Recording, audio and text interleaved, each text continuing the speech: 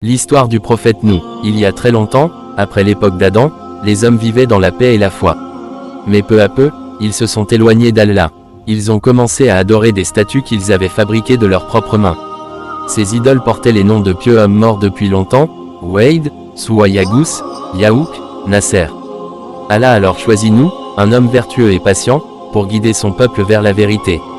L'appel du prophète. Pendant 950 ans, Nouh invita son peuple à revenir à l'adoration d'Allah seul. Il les appela jour et nuit, en secret et en public, avec douceur et sagesse. Mais la plupart se moquaient de lui. Ils disaient, « Regardez cet homme, il n'est qu'un simple mortel comme nous. Si Allah voulait nous guider, il l'aurait fait sans lui. » Les riches et les puissants riaient de lui, et les pauvres qui croyaient en lui étaient méprisés. Malgré tout, Nouh ne se découragea pas. Il continua d'avertir son peuple du châtiment d'Allah s'il ne se repentait pas. Le décret d'Allah. Quand enfin plus personne n'écouta, Allah révéla à Nouh.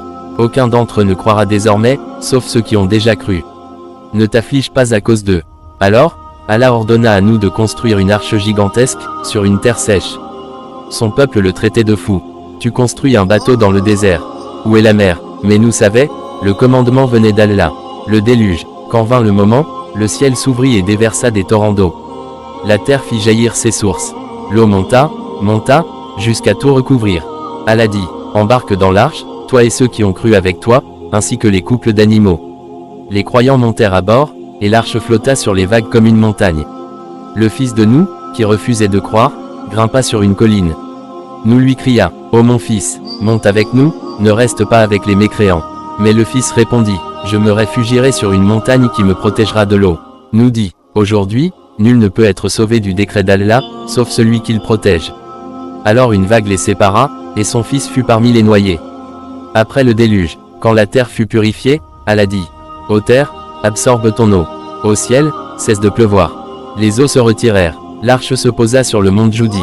Nouh et les croyants descendirent, remerciant Allah pour sa miséricorde. Et Allah fit de Nouh un signe pour l'humanité.